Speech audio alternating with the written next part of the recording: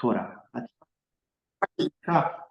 Shavuot Tov, a gente está continuando nossas aulas semanais sobre tefilá, e essas aulas não são só de tefilá. Eu acho que é um Deret Eretz. Vamos falar essa palavra, Deret Eretz. Deret Eretz vem da palavra... Dere Eretz. Deret Eretz vem da palavra... Uma pessoa tem que ter Deret Eretz, retidão. Não adianta estar de peiot, kippá, chapéu, barba grande, se não tem Deret Eretz. Retidão. Você é uma pessoa honrada. Uma pessoa que faz Kiddush Hashem. O que é Kiddush Hashem? Santifica o nome de Hashem. Diferente de Hilul Hashem. Aprendemos agora. Kiddush Hashem, Hilul Hashem. O povo judeu constantemente tem que fazer Kiddush Hashem. Porque quando a gente faz Kiddush Hashem, as pessoas vão reconhecer você, não por você, mas sim pelo povo de Israel. Um judeu de Kippá, que cumpre Torá e Mitzvot, ele está fazendo Kiddush Hashem. Um judeu que se comporta de uma forma não conforme os preceitos e as mitzvot, ele está fazendo Hilul Hashem. Um exemplo. Um judeu que é Shomei Mitzvot, ele está dirigindo em Shabbat. Mas aí tem uma marloca, que pode ser Pikua Nefesh. O que é Pikua Nefesh? Marloca é dúvida, tá? O que é Pikua Nefesh? Perigo de vida. Ou seja, um judeu que pega o carro e aí ele bota um som alto, tá lá, no carnaval, no Shabat, ele não está fazendo Kiddush Hashem e nem Pikua Nefesh. Ele está fazendo Hilul Hashem. Agora, no Aleno, o judeu pegou o carro para botar uma mulher que está dando à luz e vai levar para o hospital, ele está fazendo Kiddush Hashem. Então, ele está fazendo Kiddush Hashem e ele está fazendo também Pikua Nefesh. Pikua Nefesh é salvando uma vida. No Pikua Nefesh pode profanar. Porque entendemos a premissa que é mais importante a vida. Então, nesse entendimento, entendemos que Pikua Nefesh se pode profanar o Shabat. É muito importante essas informações, eu sei que são palavras, terminologias novas. Se vocês querem, repitam, preciso saber quem não entendeu. Eu não entendi, não. Se não entender, quem estudou no Meshivá, Daniel, é complicado. A preocupação é quem não entendeu. Pikua Nefesh é perigo de vida.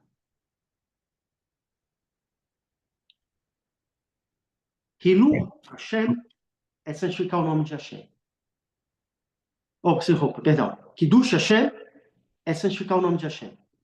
Hilul Hashem é profanar o nome de Hashem.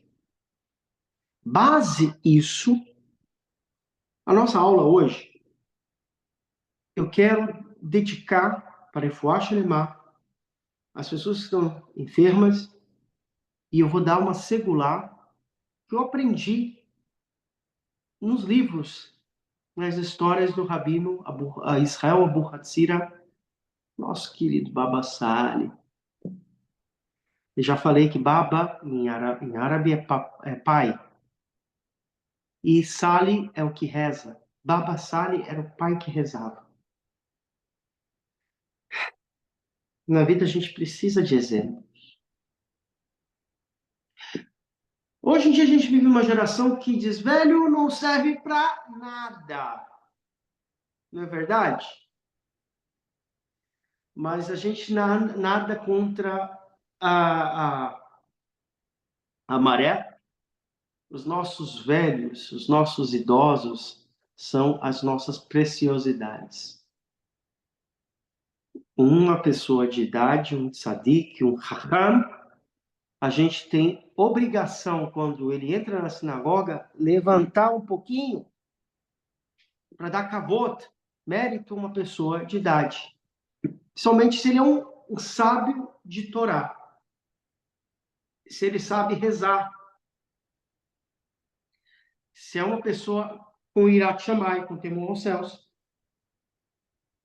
Então, através de nadar contra a maré, uma pessoa que tem mais idade, a gente tem que dar respeito.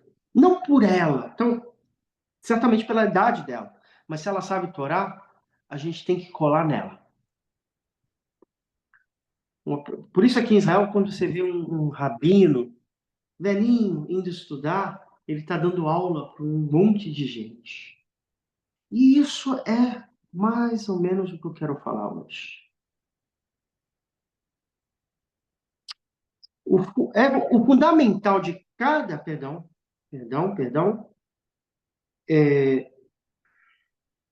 eu quero falar uma breve revisão sobre Alahá.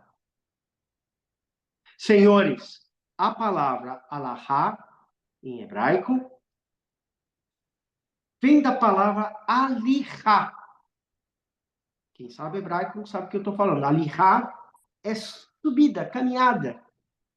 Quando você vai subir um monte, você vai fazer uma alihá, uma caminhada. E essa caminhada no monte, às vezes, faz a gente perder o fôlego se a gente não está de boa forma. A maioria daqui está todo mundo em boa forma, menos eu. A gente precisa fazer essa caminhar. Quem faz exercício, quer melhorar mais o seu desempenho respiratório, daí a turma que vai para o CrossFit, vai fazer uma alihá, vai subir, descer, vai suar um pouquinho. Se corre, vai botar a língua para fora, porque não está treinando bastante. Alihá significa caminhada, ou seja, a maneira como se deve andar e se conduzir pela vida.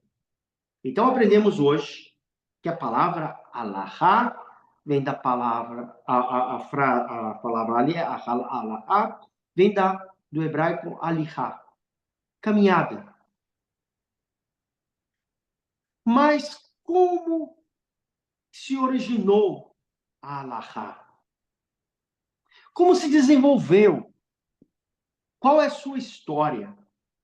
O povo de Israel deixou o Egito há 2.240 anos, 48 anos atrás, após a criação do mundo. Ele deixou o Egito há 2.248 anos após a criação do mundo. Para fazer ali 50 dias depois de receber a Torá, 50 dias a gente recebeu a Torá,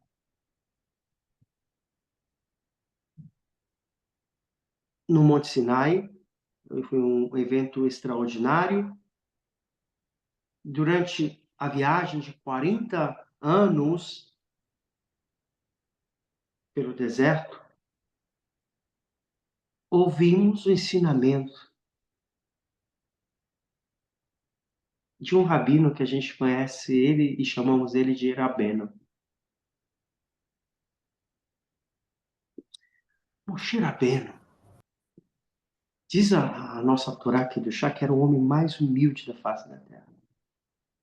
E ele tinha todas as qualificações de ser a pessoa mais grande do mundo. Por que ele seria a pessoa mais grande do mundo? Porque ele viu a Kadosh Baruch Hu panim ve panim, cara a cara. Mesmo assim, depois que ele desce do Monte Sinai, a sua cara não foi ser a mesma cara que era antes. Ele teve contato com o divino. Diz o Midrash que sua cara brilhava. Por isso ele cobria. Ele não voltou o mesmo. Então, quando nós... Veja bem, atenção. Esse é o Breaking News. Breaking News! Quem gosta que eu fale isso? Quando a gente faz a nossa alihá, nossa subida, a gente nunca vai ser o mesmo. Quando a gente estuda as alahot, a gente nunca volta a ser o mesmo. Porque a alahá, ela é as ordenanças que Moshe Rabbeinu ouviu. São as mitzvot, são os preceitos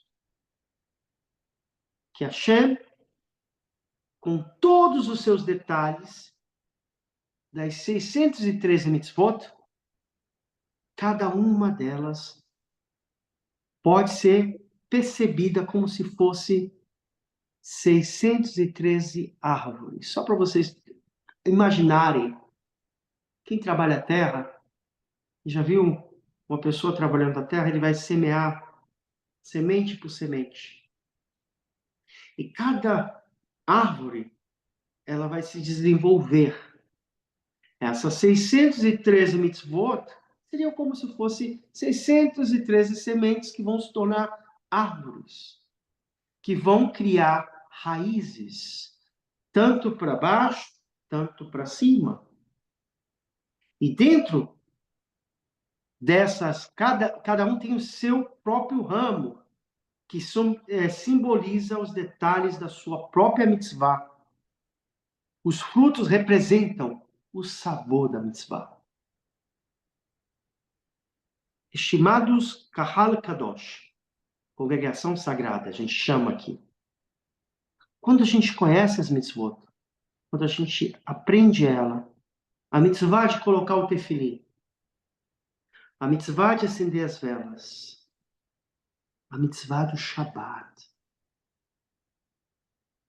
Se você é meu aluno, vocês têm que ter uma coisa na cabeça. Shabbat Malketah. Shabbat é nossa rainha. Shabbat tem que ser amada. Shabbat tem que ser cuidado. Shabbat tem que ser preparado. Shabbat deve ser o centro da família. E quem está piparipapi, não sabe o que quer da vida, não está cuidando de Shabbat, talvez aqui não seja o melhor lugar. Uma pessoa que não se prepara para Shabbat, na semana, eu conheço muitos, eu tenho um aluno que está aqui na sala, que estava comigo na Polônia. Chegava sexta-feira, ele se preparava todo. Ele não tinha muitas roupas, mas sempre estava bem vestido. Um frio danado. Ele era o primeiro a chegar na sinagoga. Ele tinha todo motivo para dizer que está frio, está nevando, mas ele chegava na sinagoga. Ele se preparava para Shabbat. Eu fui mais guia dele, eu fui a pessoa que cuidou dele por alguns meses na Polônia. E eu posso escrever uma carta para ele, como muitas vezes escrevi. Mas Shabbat é uma coisa íntima. Como eu falei, cada mitzvah detalha o sabor. Quem cuida de Shabbat vai sentir o gosto de Shabbat. Agora, como é que eu posso falar de Shabbat para uma pessoa que só sabe a teoria? Ela vai sentir gosto? Perguntando para vocês. Acho que não. Não, não, não é. Shabbat, como todas as mitzvot, a profundeza dessas raízes mostra quanta pessoa está profunda nas mitzvot. Isso que eu estou falando é uma lashon, uma linguagem cabalista, para que a gente possa entender a espiritualidade da Halahá. Né? Por isso, muitos questionam, Rabino, o que é uma conversão conforme a Halahá e uma conversão não conforme a Halahá? A conversão conforme a Halahá, não a Halahá, é quando quem vai fazer a conversão não está ligando muito para o Shabat, não está ligando muito para a Kashrut, não está ligando muito para os detalhes do mikveh. O mikveh tem que ser café. Como uma pessoa que não é Shomer Shabat vai sentar no tribunal para receber? Eu falei há pouco, deixa eu só pegar, ainda está aqui. Ai, ai.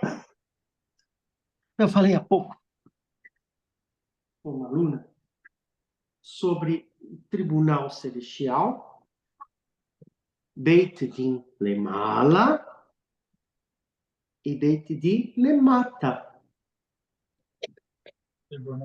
Vamos falar junto.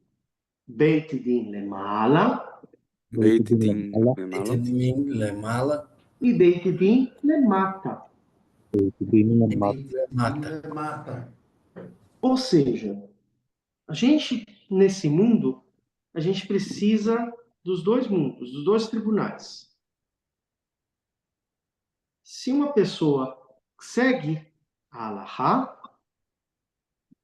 e ela é uma pessoa capacitada, um juiz, tem dotado de saberes de Halahá, ela pode sentar como Av Beidin.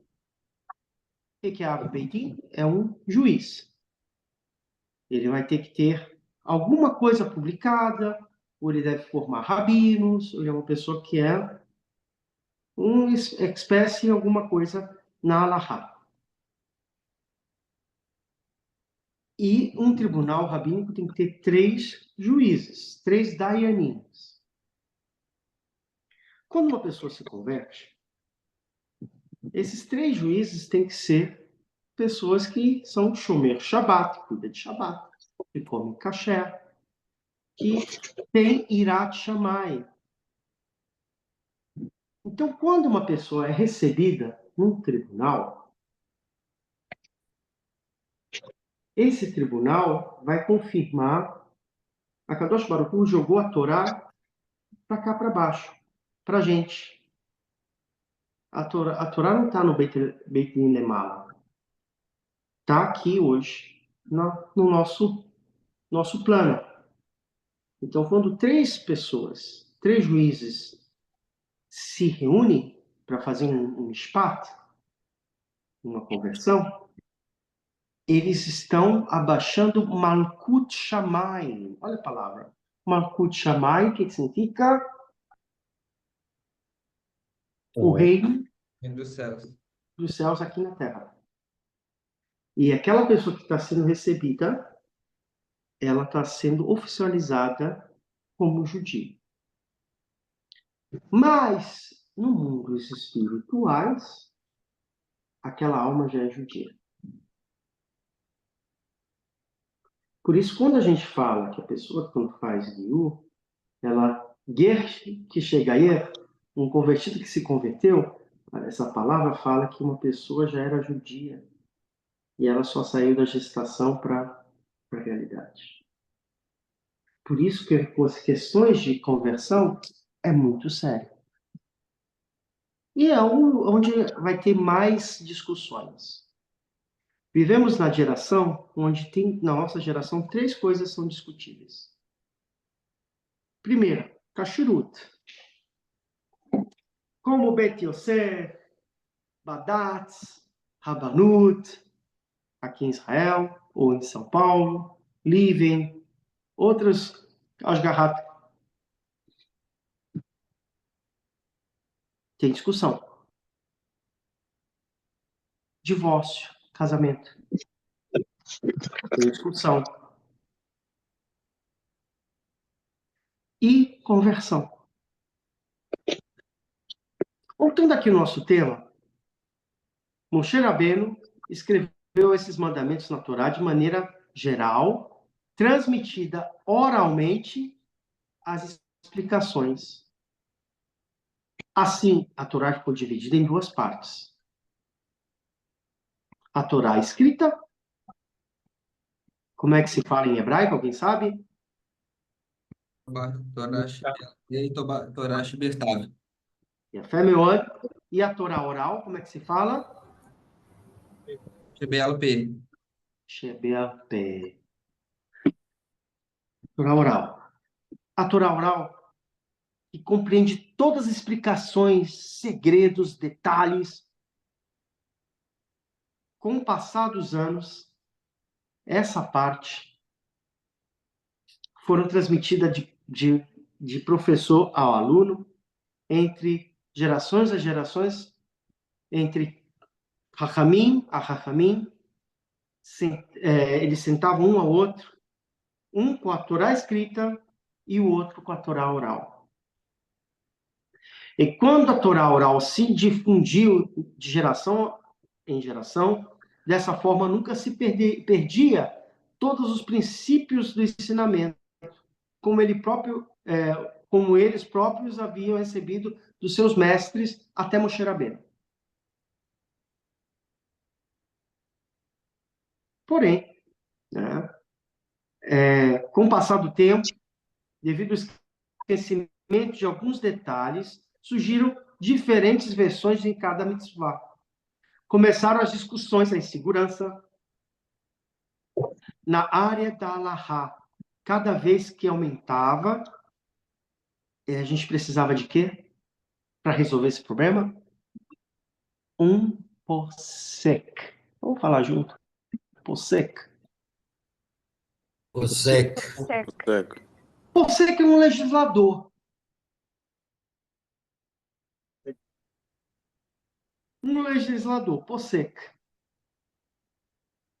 Tinha o firme propósito de descobrir a Halahá e conhecer a verdadeira vontade de Hashem, e assim cada um deles apresentou sua versão, tradição, de acordo com o seu entendimento, com a base de ensinamento, que eles, as duas opiniões, e entravam no consenso. Daí, senhores, entramos numa nova era da Halahá. Mahloket, em hebraico, é discussões. Não discussão bater boca. Discussões. Mahloket. Olha aqui na minha mão. O que vocês estão vendo aqui?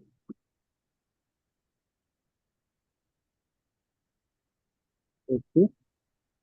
Hã? Tá vendo? Vocês As estão vendo linhas? linhas, né? Eu estou vendo linhas, né? Não, eu não estou vendo linhas. Como é que está essa linha? Na palma da mão. Eu estou vendo unhas. Vocês estão vendo unhas? Não. Hã? Você está vendo unha Não. aqui, Magna? Mas eu estou vendo unha.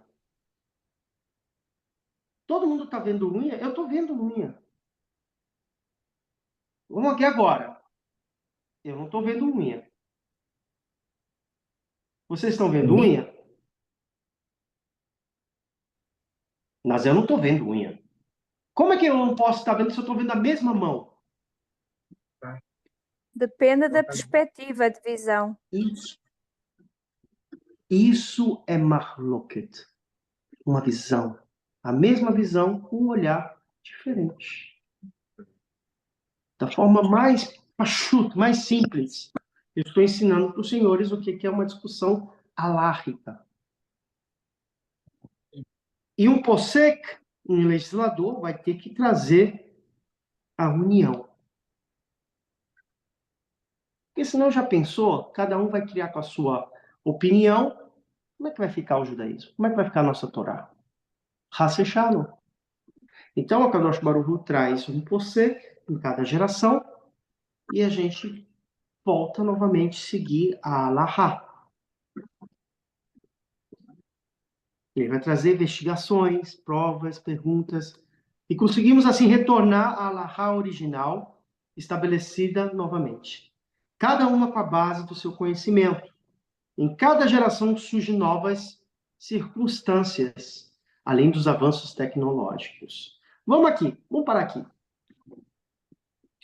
Na década de 50, se eu chegasse com uma placa de Shabbat, uma esquentadora que esquenta para Shabbat, na casa de um judeu na década de 50, ele ia deixar eu botar essa placa? Não. Não. Ele vai dizer, não. Isso é coisa de reformista. Você está louco? Isso é coisa de reformista. Uma placa que vai esquentar na eletricidade? Você está de brincadeira comigo, não? Como é que era antes, na década de 50? Eles acendiam o gás,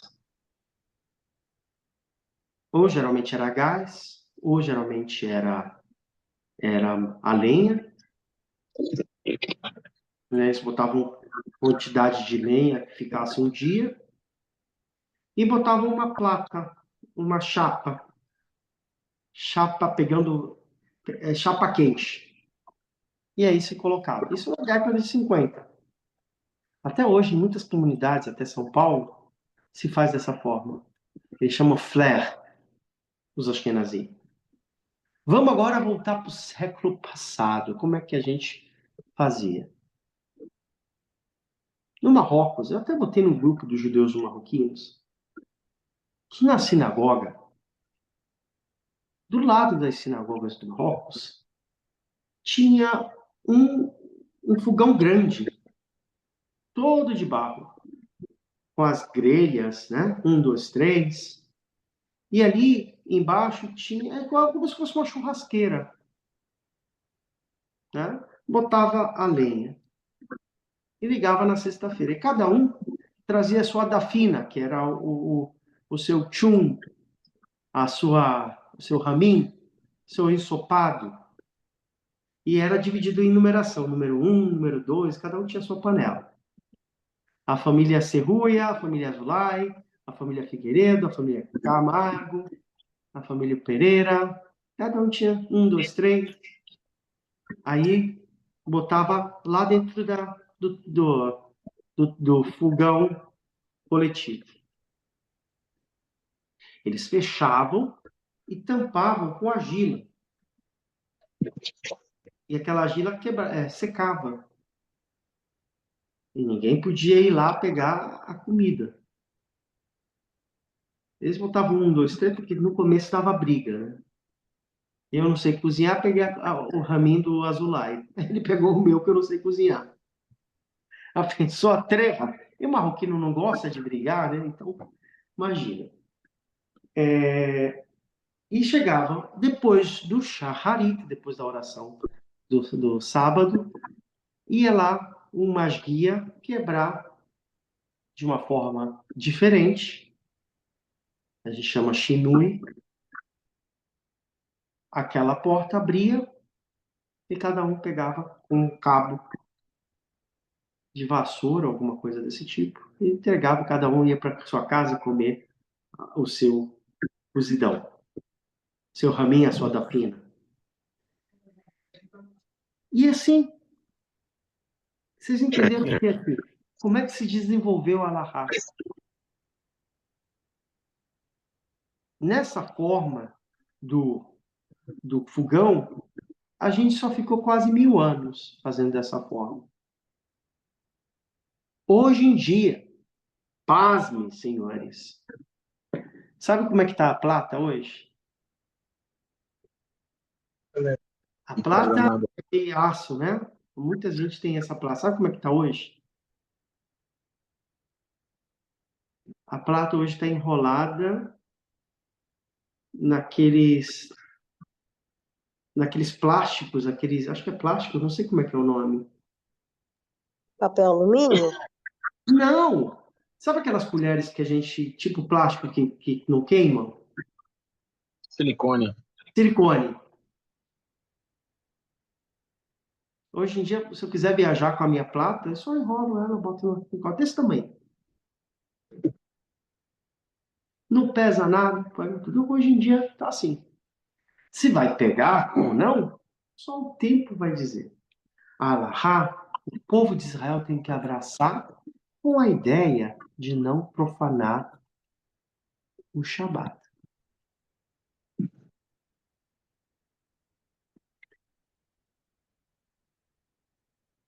Por que a gente vai fazer? Tudo isso comprometeu, tudo isso saiu, tudo isso comprometeu os rabinos e os legisladores da Alahá de cada época analisar, determinar a nova Alahá em andamento.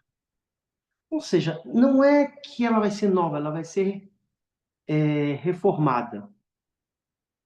A Alahá sempre vai ser Alahá, mas ela vai ser adaptada à questão do tempo. Vamos dar outro exemplo aqui, gente. A Alahá, quando, Aprimorar. antes, como é que a gente fazia o anúncio do mês? Rosh Chodesh. A gente estava na terra de Israel. Então, todo mundo morava na terra de Israel, tinha as 12 tribos. Então, como é que se fazia? A gente subia para anunciar um novo mês, a gente subia num monte e acendia uma fogueira. E nessa fogueira, o pessoal entendia lá do outro lado que era Rosh Chodesh, era um novo mês. Aí, então, o que ele fazia? Acendia a fogueira. E aí ia para o outro, ia para o outro, ia para o outro.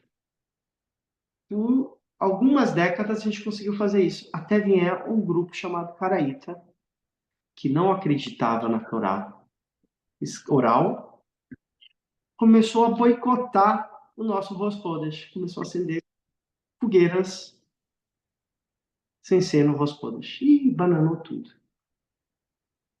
Aí os sábios se reuniram. Precisamos reformular essa alahá. Como é que a gente vai ensinar o povo? Como é que o povo vai cumprir a mitzvah de Lekadesh após o mês novo? Vamos pegar o cavalo. Aí botou, escreveu lá. Eles vinham em Jerusalém, quando era Rosh Chodesh, e escreviam um decreto. Hoje, amanhã é Rosh Chodesh, e cada um pegava um cavalo, ia para Modim, que era uma cidade mais próxima. Chegava lá, entregava para uma pessoa, já tinha um cavalo pronto lá em Modim, para ir lá para Bet-Shemesh. Não, perdão, Bet-Shemesh e Modim. Aí chegava lá em Modim, em Bet-Shemesh, pegava um para Modim, depois Modim chegava para Petah Tikva, Tel Aviv, Tel Aviv, Herzliya, Natânia, Hedera, Haifa, Beirut, Constantinópolis ou a Turquia. Vocês estão entendendo como é que era? Só que demorava mais que um dia. Então, foi acrescentado 2 dias. Inicialmente foi 2 dias. Aí os rabinos começaram a achar que isso dava problema. Porque às vezes o cavalo ficava doente, ou às vezes ficava demorado e atrapalhava. O que eles fizeram? Sentaram novamente e começaram a estudar e desenvolver o quê? O calendário judaico. E o calendário judaico vai entrar na nossa vida para melhorar. Foi a melhor invenção judaica. E o que a gente usa até hoje. O calendário judaico, ele vai trazer uma estabilidade para as comunidades. A gente sabe que os judeus estudaram astrologia e conheciam muito bem o cálculo de tudo e conseguiram calcular quando era a lua nova, quando era a lua minguante, quando era o próximo mês. Agora, vocês estão entendendo como é que a Alahá caminhou, ela subiu. Estamos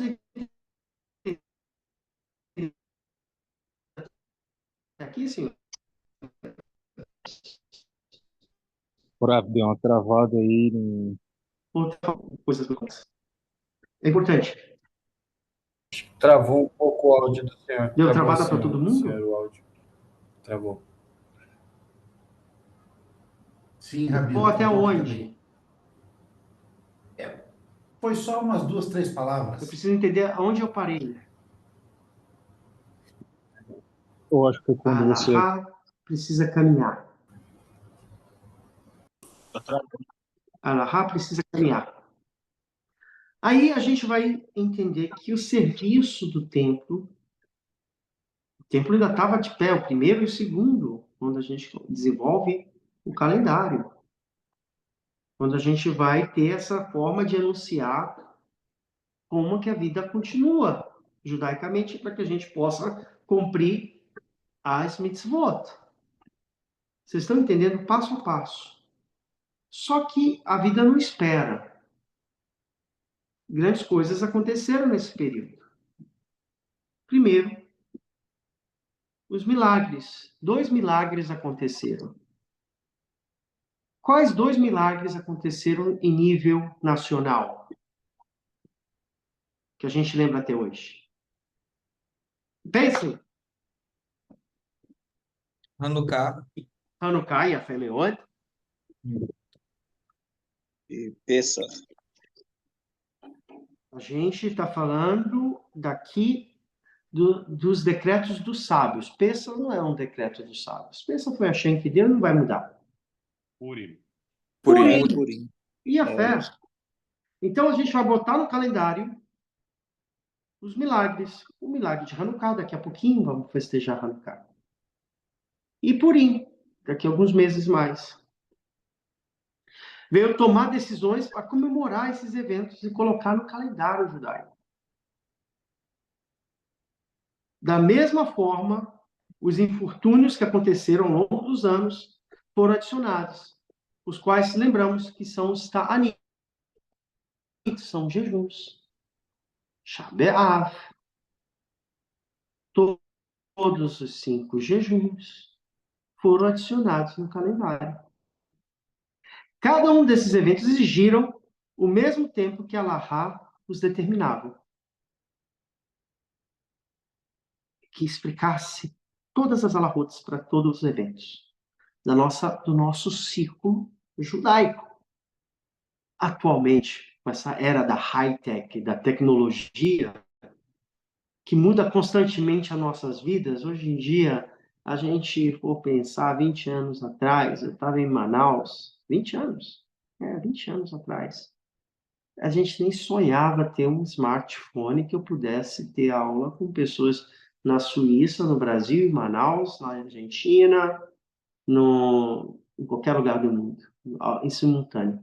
Se eu fosse chegar isso lá na sinagoga, no Shabat, conversasse com o Farismal Samuel Azulay, Samuel, vai ter um tempo que eu vou estar dando aula num aplicativo chamado Zoom, e aí eu vou dar aula com o pessoal que está em Manaus, em Tel Aviv, em todo lugar do mundo. O que o Samuel diz? Você está louco, né? Olha aí como é que ficou a questão. A gente não mudou a Allahá, mas a gente melhorou. Senhores, não é uma época de Mashiach? O que é a questão do Mashiach? Não é um barbudo e nem cabeludo. É uma era onde a Kadosh Baruch Hu vai se manifestar, mesmo ocultamente, através da tecnologia. Daqui a pouquinho mais, eu estou falando agora com o Farismal Samuel. Samuel, daqui mais 10 anos, eu vou falar com você. Você, aí eu do teu lado, mas eu estou em Israel, você está ou está em Manaus. Loucura, não é? Mas quem garante que não é? A gente vai estar fazendo, estudando Torá, one a one, olhando para a cara. E a gente vai ter que atualizar a história da Allahá. A origem da Torá oral surgiu por volta do primeiro e terceiro ano da Era Comum, que foi os Rachamins, os sábios, daquela geração que viram a necessidade de finalmente escrever a Torá oral. Até então, a Torá oral ainda se manifestava verbalmente. Então, praticamente não havia sido escrito. Devemos entender que a situação daqueles dias eram perturbadoras, o que obrigou a tomar decisões drásticas de escrever a Torá oral. Lembre-se, se não há educação, estamos fadados ao período das trevas. Pode ver. Se você não capacita teu filho, quando ele é pequeno, até uma idade boa, ele vai trabalhar com o quê? Quebrar pedra. Essa é a realidade. A gente precisa capacitar os nossos filhos com o melhor. É uma mitzvah. Educação, quem quer ser pai ou quem é pai e está falhando nisso, oi, vavoi. É um pecado muito grande. Tem que capacitar os filhos naturalmente com as suas possibilidades e cobrar. Não adianta você botar teu filho na melhor escola e delegar aos professores. Professor instrui, educação é os pais. Os pais precisam participar da educação dos filhos, isso é bem judaico. Então, toda aquela época, a decisão foi dramática. Surgiram conquistadores perversos que fizeram decretos cruéis. E um era estudar a Torá, como o Império Grego. O malvado Antíoco Epifanes, ele queria que todo mundo se assimilasse, todo mundo virasse grego. Proibiu o estudo da Torá, a circuncisão, o tefilim, todo mundo tinha que ser grego. E os romanos, na época do César Adriano, o dominador comum, sempre foi proibir o estudo da Torá. E foi nesse período que surgiu quem? Valendo um ponto. Rabi Quem vai... Yehuda Hã? Hanassi. Quem falou Rabi Akiva? Eu, Josiane, Você tem certeza disso? tenho. Você quer pedir ajuda aos universitários? Eu pedi ajuda aos meus universitários. Inclusive, o Rabi Akiva foi morto violentamente por causa disso. Rabi Akiva. E era uma proibição horrível. E a gente não deixou de estar na terra de Torá. Vamos fazer um break aqui, porque é muito importante vocês saberem. O primeiro exílio foi 70 anos, a gente foi para a Babilônia. Depois voltamos. Exílio, o povo todo foi embora e voltaram quem quiser. Concordamos aqui? Errado, historicamente, falar que tivemos um segundo exílio que começa na destruição. Mas o povo todo não saiu da terra de Israel. Muitos dos judeus ficaram na terra de Israel e subjugaram aos governantes romanos. Tanto que a gente vai ver nesse período Rabi Akiva. Adriano tem um arco do triunfo em Roma há uns 4 meses atrás. Quando foi que eu estava na Itália? Acho que foi 5 meses atrás. Toda vez que eu vou lá em Roma, eu vejo o Arco do Triunfo. Você paga para entrar. Paga quase 50 euros. Na época que eu fui, não pagava. Primeira vez. Débora começou a pagar, eu não vou pagar. Porque eu não vou pagar para ver o arco onde estão a imagem da conquista de Jerusalém. Então a gente entende aqui que o Império Romano foi cruel. Proibiu o estudo da Torá e o cumprimento de quem? Das mitzvot. E como a transmissão fiel das suas leis passam oralmente, de Dorvador, geração a geração, através do estudo, finalmente se manifestou em sua Akadosh Baruch Hu manda Ruach Kodesh no período máximo do século II, uma pessoa da família real, da dinastia do rei Davi, chamado Yehudá Hanassi. Anotem, vocês vão gostar muito.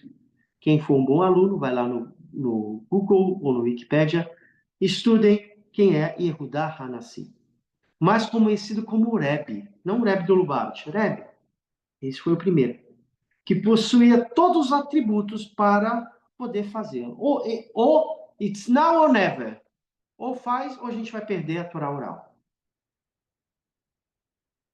Rabi Yehudá Hanassi e homens fortes tomam decisões fortes para a continuidade do nosso povo. A história está não só homens, mas mulheres.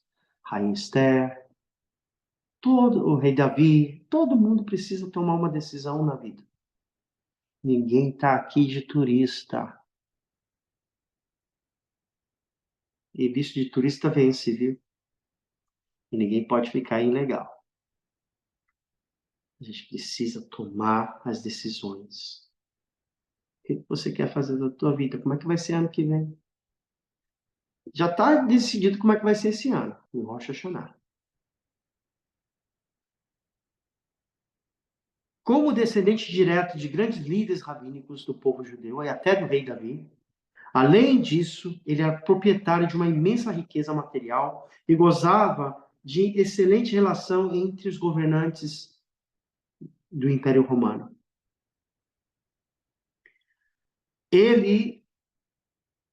Então, a gente estava no domínio de Antunes Pio Cacarala, o César, durante o ano 211 a 217, antes da Era Comum. Esse período é conhecido como a Idade do Ouro, no assentamento do povo judeu. Ou seja, quando os romanos afrouxaram um pouquinho a perseguição. E foi nesse período implacável, antes que surgiu após a tempestade das revoltas de quem? De Bar Kokhba, deu uma esfriada, que a gente conseguiu achar essa brecha para se escrever um tratado que até hoje a gente estuda. Sabe qual é? A Mishnah. O termo vem da palavra Shoneh Alahot, que significa estudar e revisar a Alahá. Que bomba, gente! A gente estava perdendo, Rabi Yehudá precisava fazer, e ele vai criar a Mishnah, que vem do hebraico, Shoneh Alahot. Significa estudar e revisar as Alahot, para que a gente não perca a Torá escrita e a Torá oral. Lembre-se, se a Torá oral vai embora, logo depois vai embora também a Torá Hasse Shalom. Como nunca vai acabar a Torá oral e nunca vai acabar a Torá escrita, então, quando houve esse terremoto, foi feito a compilação da Mishnah. Você sabe uma curiosidade? A palavra Mishnah, ela, em sentido mais profundo, a soma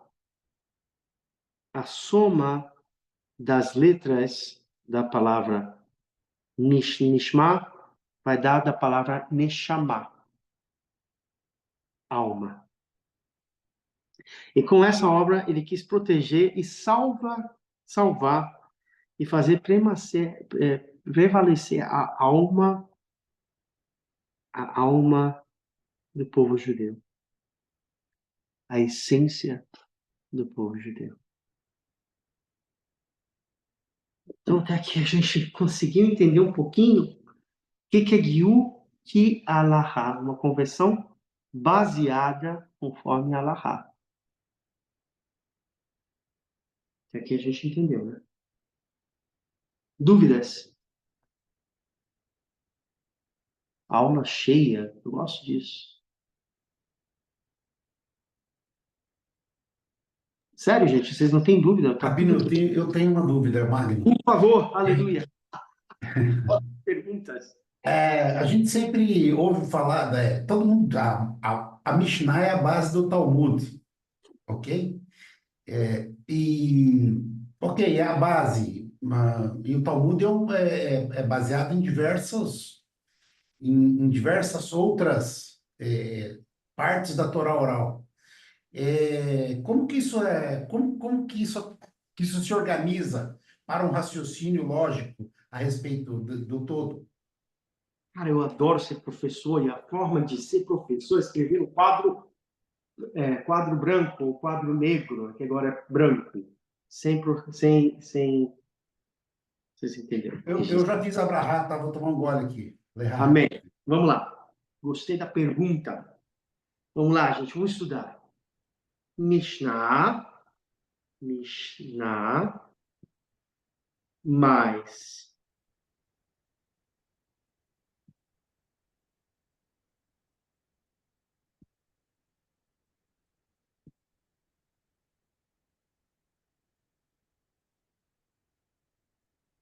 Mishnah é aula de matemática agora. Mishnah com Gemara da Talmud.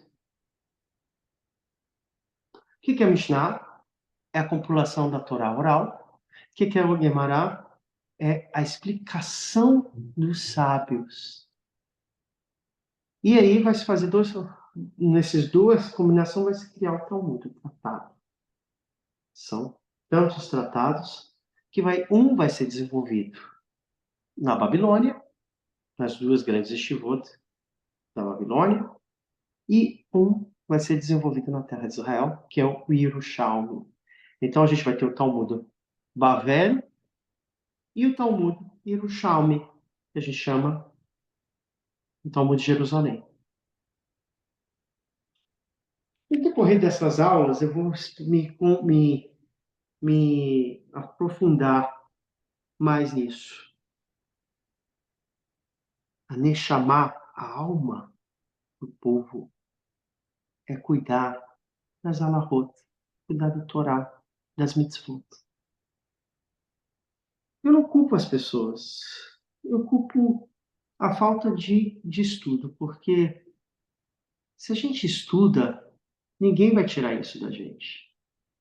Seja amarelo, preto, branco, pobre, rico.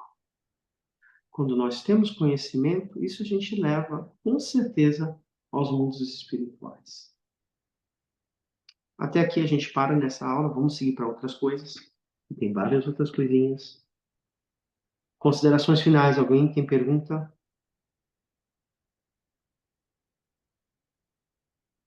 Não? Então vamos lá. Rabino, me perguntaram o horário, né? A gente, na Tefilá, a gente tem alahot, a gente tem leis, tá? E aí eu quero a obrigação de rezar em uma sinagoga. Quando uma pessoa reza junto um kahal, uma congregação, dentro da sua oração, a sua oração é escutada, conforme o Talmud babilônico que eu acabei de falar, no Tratado de Berahot. Quem perdeu a reza numa minyan, ela deve rezar individualmente na sinagoga após a reza. Por exemplo, eu cheguei na minyan, já acabou, o pessoal foi embora. Mas eu cheguei atrasado, talvez eu dormi, não sei. Mesmo depois que já terminou a oração, por causa do mérito daqueles que rezaram ali, eu vou ser abençoado. Por isso é importante eu rezar numa sinagoga. Agora, Rabino, onde eu vivo não tem uma sinagoga. E como é que eu faço? A gente sabe que uma comunidade, a sinagoga é como um Beit HaMikdash meat, pequeno. um pequeno santuário. Como diz o profeta Ezequiel 11:16, que semelha a um templo pequeno.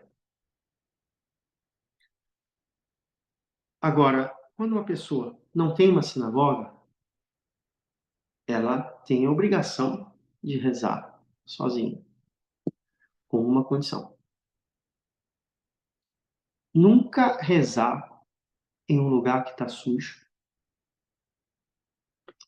nunca rezar em um lugar onde tem odor. Tá? Tem gente que reza perto de uma lata de lixo, não pode rezar. Tem gente que... Eu vejo aqui em Israel, os árabes rezam 5 vezes, tá? Não importa onde tá numa lixeira, tudo eles têm de tapete, tá lá. A gente não. A gente tem que rezar num lugar onde a gente tá num ambiente limpo. Se você reza, e também tem que ter um lugar fixo para rezar.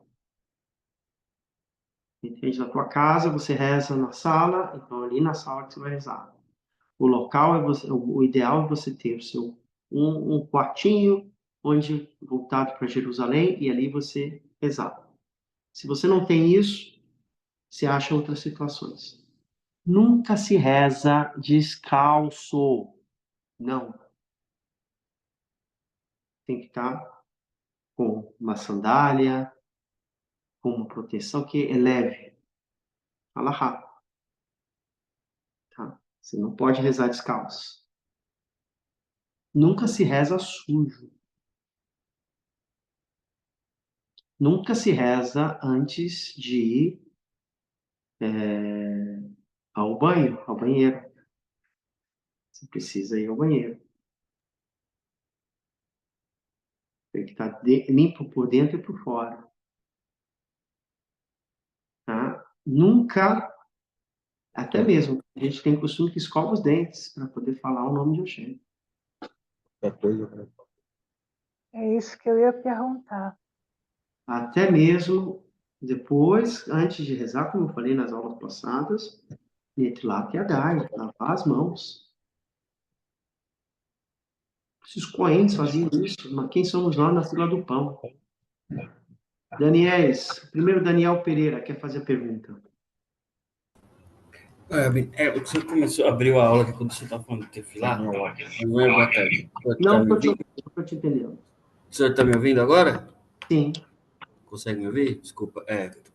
Boa tarde. O senhor estava falando no começo da aula sobre Tefilá, sobre quando a gente chega no fim da Tefilá, no Minyan, a gente tem que fazer a reza sozinho. Mas existem trechos que a gente não pode pronunciar sem Minyan, não? Se você não pode, não fala. Isso não quer dizer que a gente não vai fazer nossa Tefilá. Mas você tem que pular, então, esses trechos. Deixa eu só... Onde que está? Eu preciso ter meu escritório, gente. Só um minutinho.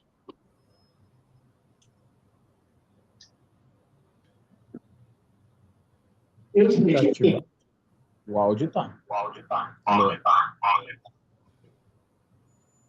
A gente tem a obrigação, tanto homem como mulher. O homem, ele tem a obrigação, quando acorda, de fazer o quê? Poder ani, Netilat Yadayim, o Birkat HaShachar, já falamos sobre isso. O Shema Israel, a Amidah.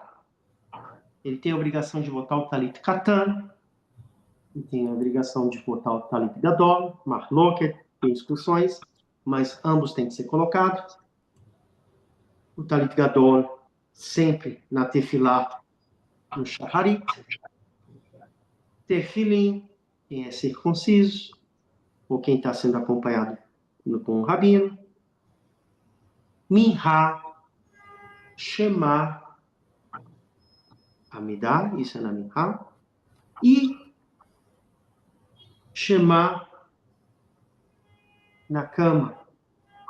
Naturalmente, a gente também tem o Avit e o Shema Alamitah. Essas são obrigações dos homens. Esse homem precisa se elevar. Agora, na Tefilá, tem situações, Daniel, que a gente não precisa. Tem 10 homens, vai fazer Kedushá, vai fazer Kadish, vai fazer outras rezas que precisa de Minyan. Se a gente não tem minyan, vamos lá. Rabino, eu tenho que trabalhar 6 horas da manhã. Como é que eu faço? Faz o Brikat HaShachar, que é as orações do Moderni, até o Brikat HaTorah. Depois o Shema, Amidah e Alenu Leshabeah. Bom trabalho. Faz ou não faz? Entendemos ou não entendemos? Entendi. Então a gente Às vezes eu tenho que falar em Yiddish para o pessoal entender. Faz Ou não faz? Agora, a bancada feminina, que são as mais sábias. Sem as mulheres, a gente não é nada. E a galera fala... Oh! Remete. Eu estou sentindo a empolgação de nomes assim tão tristes. Vamos lá. Cadê? Eu estou vendo aqui a turma do telefone silencioso e sem cara. Eu não sei se a turma está estudando. Eu vou começar a fazer perguntas para vocês. Vou tocar o peru agora. Yosef Rocha, você está me escutando? Eu sei que sim, que você está na aula. Sim, estou escutando. Yosef Rocha, está me ouvindo?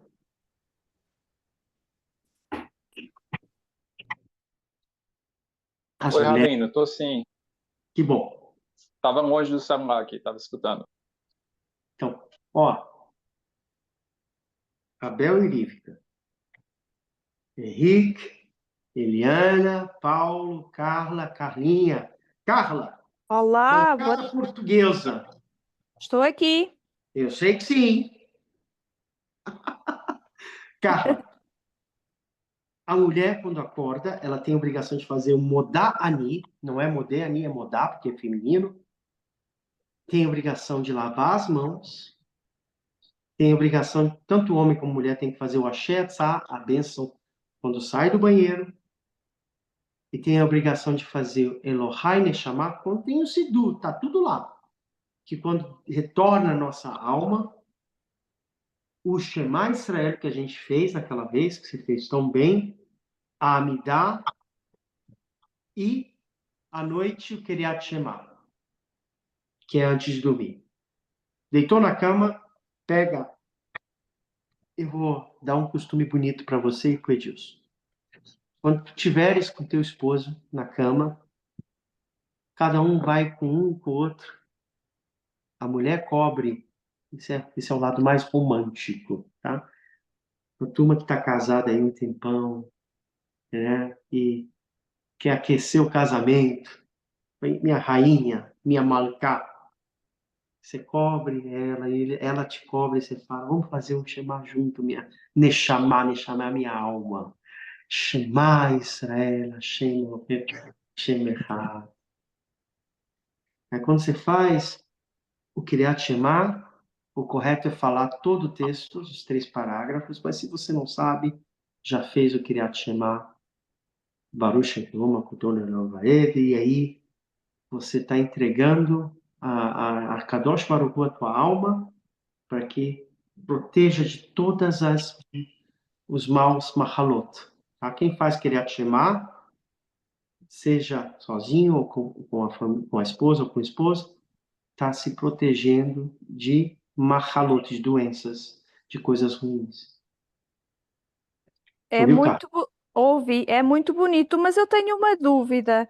O senhor tinha falado que não se devia rezar na cama. Mas a gente não está rezando, a gente está só fazendo o Kiryat Shema. Ok. O Kiryat Shema, a gente está permitido. Tá? Okay. O que não pode é rezar Amidah, ou não pode botar livros sagrados na cama, não pode ter situações, por exemplo, no quarto, o casal, quando tem relações íntimas, eles não podem ter coisas sagradas dentro do quarto. Por isso é importante, na casa, ter um ambiente só para as coisas sagradas. Nesse ambiente de saúde, eu quero contar uma historinha. Essa historinha é nada mais, nada menos de um grande rabino chamado Israel Abuhatzira. Quem é ele? Baba Sali. Baba Sali viveu em Netivot. E ele era uma pessoa que tinha Ruach Kodesh, ele conseguia ver as coisas espirituais. O Baba Sali morreu faz muito tempo, acho que já tem mais de 38 anos. Mas deve estar quase 40 anos. Ele falou. 85, né? E ele era um rabino que todo mundo vinha pegar conselhos dele. E o Baba Sali era ser humano, como qualquer outra pessoa, então ele ficou doente, né? E ele relutava para ver médicos, porque ele acreditava que a Kadosh Baruch Hu, a Tefilá, cuidava, mas a gente não está no nível dele. Né? Então ele pediu para chamar um médico. E o médico vinha de Tel Aviv. Né? Netivot era um nada, no meio do deserto. Hoje Netivot fica perto de Beersheba, de Ashdod. E aí ele pediu para ver um médico. E chegou o primeiro médico. Ele disse, esse médico não, manda embora. O Baba Sali tinha muito disso. Aí chamaram o outro, o segundo. Esse médico não. E esse aí pode mandar embora. Aí veio o terceiro. Esse também não. Quando veio o quarto, todo mundo já estava cansado e para achar um médico em 85 não era fácil. Trouxeram o quarto. E quando ele entrou, o Baba Sali olhou, esse sim, esse pode vir. Quando chegou, o Baba Sali tinha um costume, e esse costume eu quero que todo mundo tenha, vocês tenham. Chegou visita, tenham um amendoinzinho, tenham uma coisa que possa fazer berahá. Um copo d'água, isso era bom Baba Sali. Então ele chegou com esse médico e disse, olha, pega aqui, faz poreperi radamá no amendoim. Aí o médico disse, não, eu não posso porque eu sou alérgico. Vai me fazer mal, ficar doente. Aí o Baba Sali disse, não. Se você não faz a berahá aqui, eu também não tomo teus medicamentos. Aí o pessoal falou pro médico, pelo amor de Deus, para achar um quinto médico aqui é complicado. Não vai deixar o rabino geneado, vai ficar o rabino chateado. Aí ele, mas eu vou passar mal, não coma, o rabino vai fazer, tá tudo bem. Aí ele fez borei perei radamá, comeu o amendoim. Nesse comer, o médico não sentiu nada, nenhuma coceira, nenhuma alergia. Deu os tratamentos, deu o medicamento e foi embora. Depois que o médico foi embora, os alunos do Baba Sali ficou de olho assim, ô Rabino, Ribi, Baba, explica uma situação. Por que o senhor mandou o primeiro médico ir embora? Aí o Baba Sali, que não falava em hebraico, ele falava em árabe, falou assim, aquele médico primeiro não veio acompanhado do Malá Rafael, do anjo Rafael. E o segundo também não veio acompanhado. E o terceiro também. Então eu fiquei com receio que o quarto também não vinha. Então o que ele fez? Ele fez uma tefilá. Enare fala-lhe. Por favor, me cura. Por favor, me cura. Enare fala-lhe. Quando ele falou essa palavra, o mundo celestial permitiu que o anjo Rafael viesse. E aí trouxesse a cura. Da onde a gente aprende isso? Abraão Avinu. Perachá Lech Lechá. Ou, não, Perachá Vairá, perdão. Quando chega aos 3 anjos, e um dos anjos era o anjo Rafael. Seguindo essa linha, Ben Ishai, um cabalista muito profundo da Babilônia, ele entendia das coisas ocultas. Então, o que ele fez? Todo mundo que ficava doente, ele pegava um copo d'água e pegava aqueles conta-gotas que tinha que apertava e saía gotas, né? Ele enchia de água e botava água. E aí ele pegava, como se medicasse, ele falava, Enarefana lo, Enarefana lo. Deu 11 gotas, que dava o nome Enarefana lo. Água. E ele fazia uma berahá e dava para aquela pessoa. E aí a pessoa tomava e ficava curada. Então, é uma segular para quem tem algum problema de saúde, fazer dessa forma. Pegar um copo d'água e jogar no ponta-agulha, falando Enarefanalô. Quem falou isso? Quem é que fez essa tefilá? Aiwa.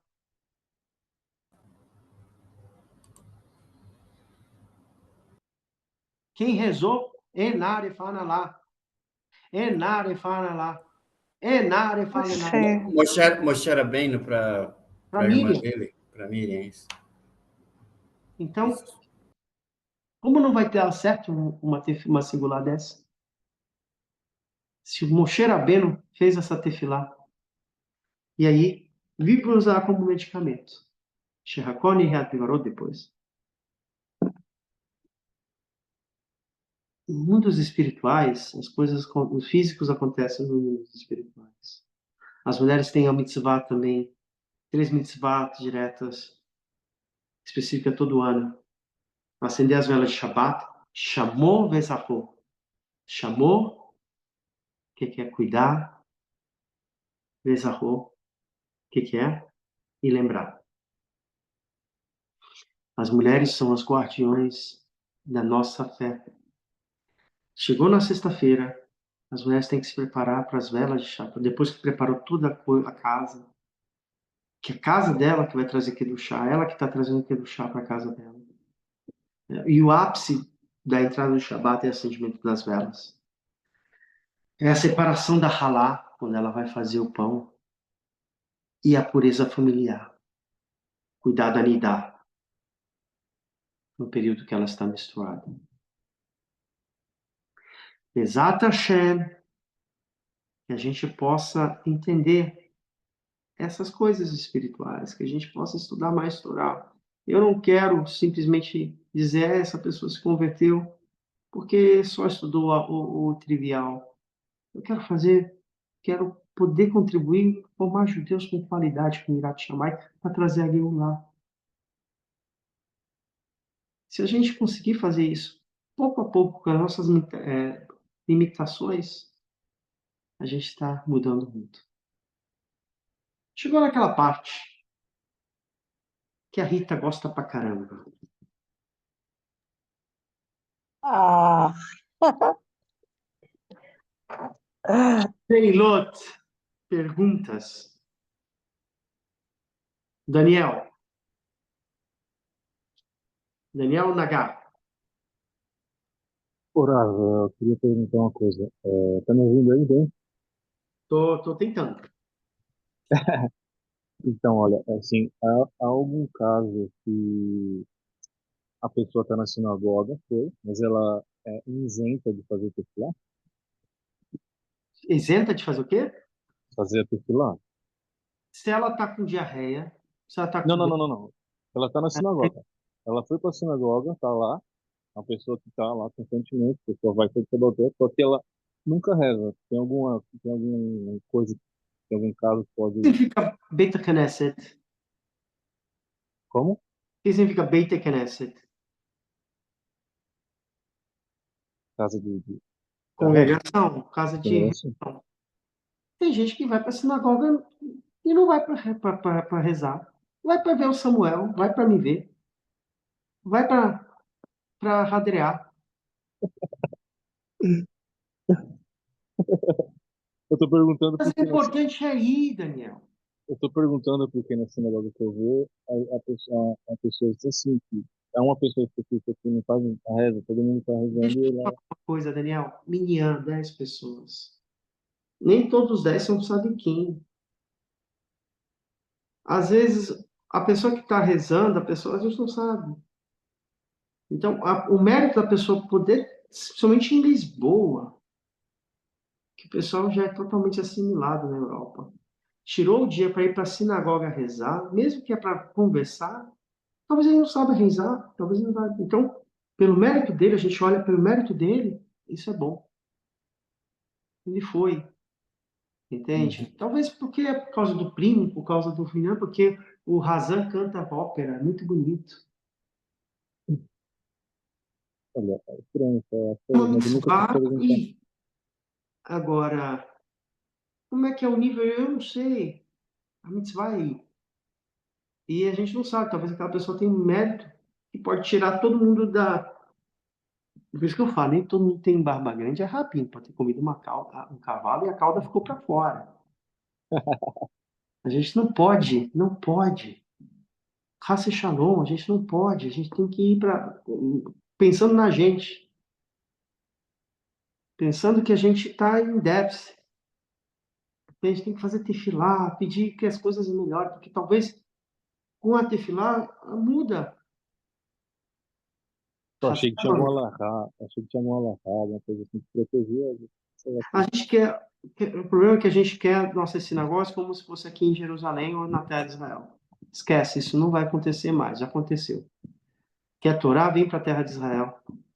Quer Kedushá, vem para a terra de Israel. É diferente de Gaza, você sabe disso. Magno.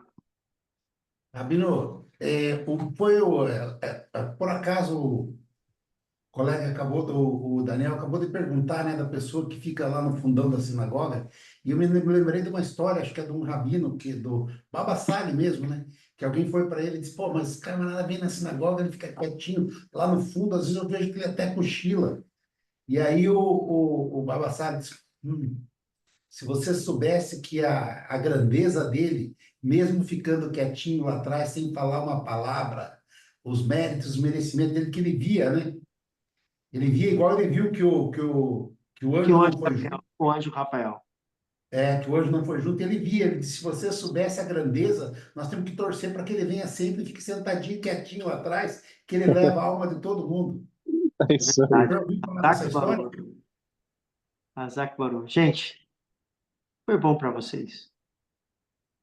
Zaco Foi Baruch, ótimo, obrigado. Baru. Ótimo, Rafa, ótimo. Muito bom. A gente entendeu a questão da Lahá? Sim. É muito importante vocês entenderem o conceito. Agora a gente começa a construir algo, a Torá, conforme a Torá baseada na Lahá, a Torá oral, toda essa forma, porque a gente vai criar uma linha direta com o Moshe Rabbeinu. O que faz, por que o judaísmo sefaradi não vai ter problemas como o judaísmo ashkenazi, com perdão, meus colegas ashkenazi. E eu explico por quê. O reformismo começa em 1700, na Alemanha, quando um rabino ele começa a reformular o judaísmo. E aí antigamente só tinha o judeu conservador, tradicionalista. E isso vai começar a criar correntes. E a corrente vai criar correntes ultra-ortodoxas, que vai basear a Hassidut, e o último, o reformismo. No judaísmo, sefaradi, a gente não vai ter isso. Ou a pessoa é religiosa, ou a pessoa não é religiosa. De fato, a Halahá começou a se desenvolver muito mais quando os judeus se fecharam. E o mundo sefaradi, Ashkenazi, depois da Idade do Ouro, conseguiu manter século XVII, XVIII, depois que houve essa ruptura. E o judeu no mundo árabe começou a ser perseguido. Esse é tema de algumas próximas aulas. E lembrando que eu estou organizando um curso sobre Hebrá Kadishá, costumes marroquinos. Gostaria muito que vocês participassem, porque não é só fazer judeu, tem que aprender a viver judeu. Ser judeu, aprender como sobreviver. Né? Então, Bezat Hashem, a gente vai falar mais sobre isso. Essa semana vamos lançar o curso e a gente vai fazer, talvez, em janeiro. Vai ser um mês, vai ser bem gostoso e eu tenho certeza que vocês vão aprender muito sobre a purificação, a questão do luto e toda essa questão na visão sefaradim marroquina. É a minha parte para ajudar e enriquecer as comunidades judaicas marroquinas sefaradim. Um grande abraço. Grande abraço. Um abraço, Ravi. Muito obrigado. Obrigado. Abraço. Tchau, tchau. Shavuot Shabbat tov, Shalom, shalom. Shavua tov.